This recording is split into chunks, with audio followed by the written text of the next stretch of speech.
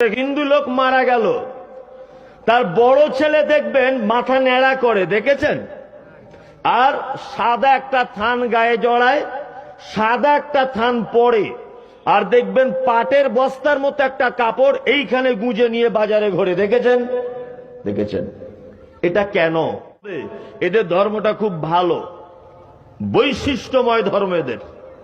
যদি বলছেন আপনি ভালো বলছেন, আপনাকে আমি প্রমাণ করব যদি ভালো না বলতে পারি,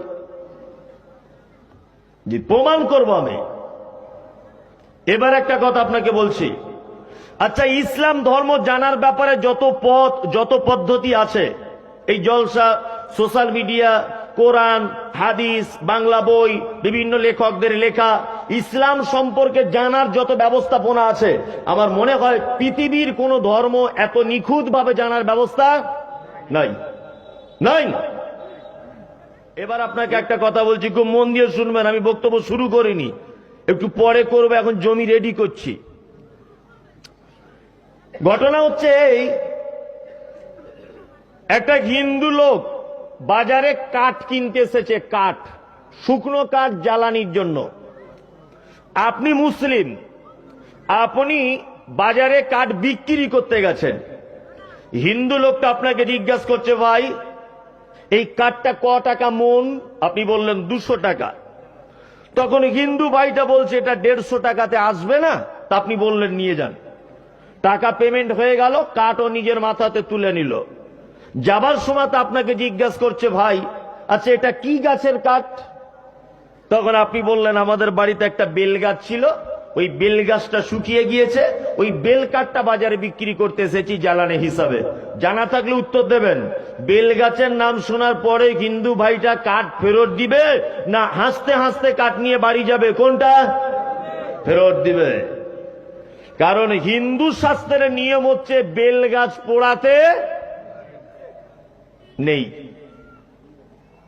কারণ বেল গাছের পাতা দিয়ে পূজার ডালি সাজানো হয়। আপনি যদি কোনো হিন্দু একটা বাচ্চা ছেলেকে যদি বলেন যে বাবু তুলসী গাছের গোড়াতে একটু পেচ্ছাপ করো তো, করবে? করবে না, অসম্ভব, করবে না। একটা হিন্দু লোক মারা গেল, দিতে হবে না, একটা হিন্দু লোক মারা গেল, তার বড় ছেলে দেখবেন মাথা ন্যাড়া করে, দেখেছেন?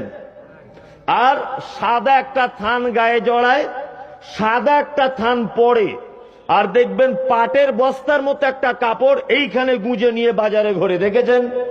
দেখেছেন? এটা কেন? এটা হিন্দু শাস্ত্রে বলা আছে, তার বাপের শ্রাদ্ধের কাজ যতদিন না পর্যন্ত শেষ হবে ততদিন পর্যন্ত ওই লোকটা খাটে বসবে, চেয়ারে বসবে, টেবিলে বসবে, যেখানেই বসবে ওই কাপড়টা পেতে দিয়ে তার উপরে বসতে হবে। আচ্ছা বলুন হিন্দু ভাইরা এটা করে কি করে না? করে। এবার দেখুন হিন্দু শাস্ত্রের ভাইরা বলেন চিতার আগুন, ইলেকট্রিক চিতা হোক, কাঠের চিতা হোক, কয়লার চিতা হোক, যে কোনো চিতা হোক, 1 কোটি ডিগ্রি সেলসিয়াস যদি তার আগুনের তাপমাত্রা হয়, তারপরেও একটা মানুষের দেখে অঙ্গ আছে যেটা আগুন পোড়াতে পারে না, তার নাম কি? নাভি। ওইটাকে কি করে হিন্দু ভাইয়েরা? না একটা মাটির পাত্রে নিয়ে সেইটা রেখে ধূপ ধুনো জ্বালিয়ে, চন্দনের কাঠ দিয়ে, দুবলো ঘাস দিয়ে, বিভিন্ন রকম কিছু দিয়ে গঙ্গাতে ভাসিয়ে দিয়ে বলে, মা গঙ্গা দেবী তোমার সন্তান তোমার কাছেই ফেরত দিলাম। হিন্দু ভাইদের দাবি পৃথিবীতে যত রকমের মানুষের আবির্ভাব ঘটেছে সব গঙ্গা দেবীর সন্তান। এটা করে কি করে না? করে।